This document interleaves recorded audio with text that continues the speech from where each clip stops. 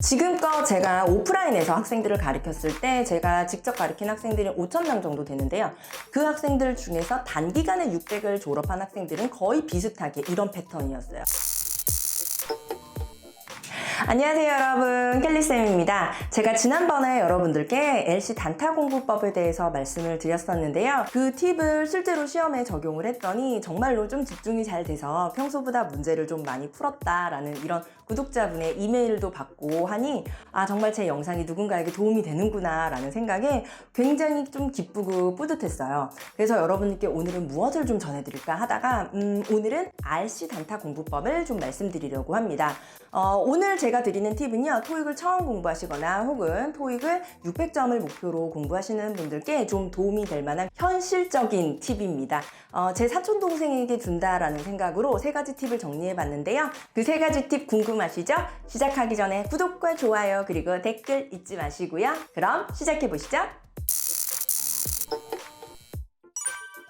내가 토익을 600점을 목표로 한다. 그럼 LC와 RC 각 영역별 목표 점수는 몇 점이 되어야 될까요? 대부분의 학생들은 LC 300, RC 300 이렇게 돼야 될 것 같다라고 말씀하시더라고요.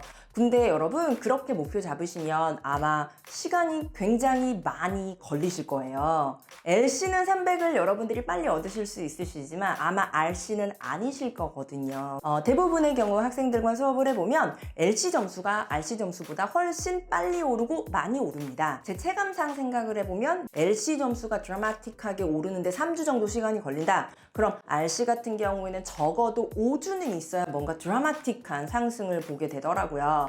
그래서 제가 드리고 싶은 조언은 LC를 350점, RC를 250점을 목표로 여러분들이 공부를 하시기 바랍니다. 첫 달에 LC 점수를 최대한 빡 올려놓는 거예요. 그리고 RC 점수는 두 번째 달에 빨리 따라 붙이는 거죠. 그렇게 하시는 방법이 토익 600점을 달성하실 수 있는 가장 빠른 방법인 것 같습니다. 지금껏 제가 오프라인에서 학생들을 가르쳤을 때 제가 직접 가르친 학생들이 5,000명 정도 되는데요. 그 학생들 중에서 단기간에 600을 졸업한 학생들은 거의 비슷하게 이런 패턴이었어요. 첫 번째 달에 LC 점수를 최대한 많이 올리고 두 번째 달에 RC 점수를 따라 붙여서 끝내는 그런 방법이더라고요.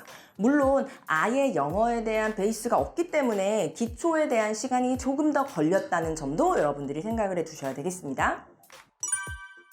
그렇다면 RC 250을 목표로 하시는 분들이 제일 먼저 해야 되는 건 뭘까요? 문법, 단어, 문제풀이, 오답 노트, 파트 5, 6, 7 너무너무 많죠. 완전 기초가 없다, 제로다 라고 하시는 분들은요, 반드시 토익 공부 시작하시고 나서 15일에서 20일 이내에 문법을 모두 끝내시기 바라겠습니다.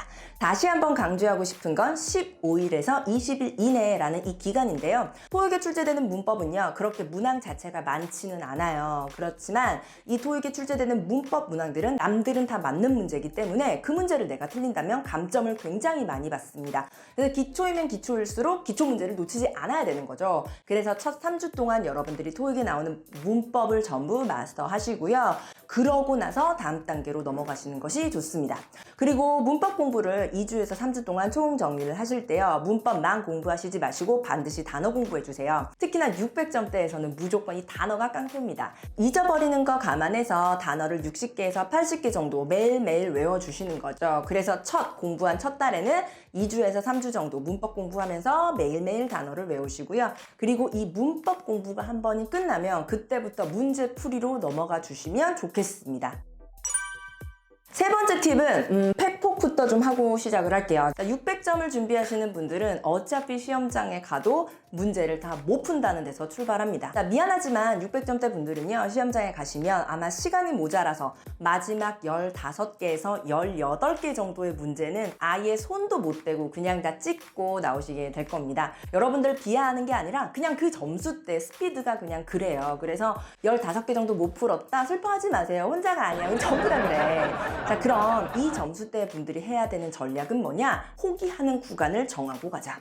제가 아까 얘기했잖아요. 15개에서 18개 무조건 못 푼다고.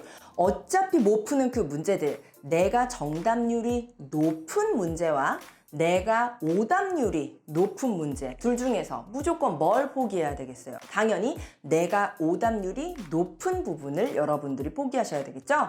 그래서 제가 아까 그랬잖아요. 문법 끝나면 문제풀이로 넘어가시라고. 문제를 풀면서 내가 틀린 문제, 맞는 문제에만 집중하시지 마시고 내가 어떤 유형의 문제 혹은 어떤 지문을 항상 틀리시는지 꼭 정리를 해두시기 바랍니다. 자, 이 꼼수를 알려줬더니 눈치 빠른 친구들은 이 두 가지 전략을 구사하더라고요. 1번, 스킵을 하긴 스킵을 하는데 어디를 스킵하냐? 파트 5나 6에서 어휘 문제를 스킵을 하더라고요. 왜? 맨날 틀리니까. 혹은 두 번째, 파트 5, 6 다 풀긴 풀고 7으로 가서 자기가 맨날 틀리는 특정 지문, 예를 들면 뭐 기사면 기사, 채팅이면 채팅, 뭐 웹사이트면 웹사이트, 이렇게 지문의 종류가 있잖아요. 내가 늘 틀리는 지문을 종류를 정해놓고 아예 그게 나오면 스킵하고 넘어가 버리더라고요. 이렇게 내가 어차피 틀릴 부분의 시간을 아껴서 그 뒤에 이중지문, 삼중지문 문제를 하나라도 더 풀겠다라는 전략으로 가는 학생들이 그나마 조금이라도 점수가 미세하게나마 빨리 오르는 것을 확인했습니다.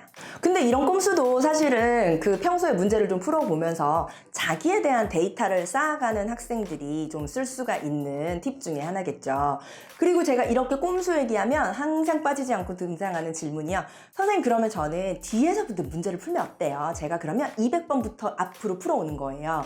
그러면 제 점수가 잘 나오지 않을까요? 라고 얘기하는데 미안하지만 그 팁은 우리 600점대 학생들이 쓸 수 있는 그런 스킬이 아닙니다. 그건 시간에 간당간당하게 다 풀 수 있는 학생들을 위한 팁이고요. 우리 600점대 학생들이 뒤에서부터 풀기 시작한다? 그럼 무슨 일이 일어나냐? 어차피 시간이 모자라잖아요. 5, 6를 손도 못 대고 와요. 자, 그럼 남들이 다 맞는 부분을 나는 손도 못 대고 다 틀렸어. 거기서 감점이 2배로 일어나겠죠. 그래서 결국은 안 하니만 못한 스킬이 되는 겁니다. 자, 오늘 이렇게 600점을 돌파하는 가장 빠른 방법에 대해서 이야기를 해봤습니다. 도움이 되셨나요? 여러분께 도움이 되셨다면 구독과 좋아요, 댓글 잊지 마시고요. 그럼 전 더 알찬 영상으로 다음 영상에서 여러분 뵙도록 하겠습니다. 그럼 나 간다. 안녕!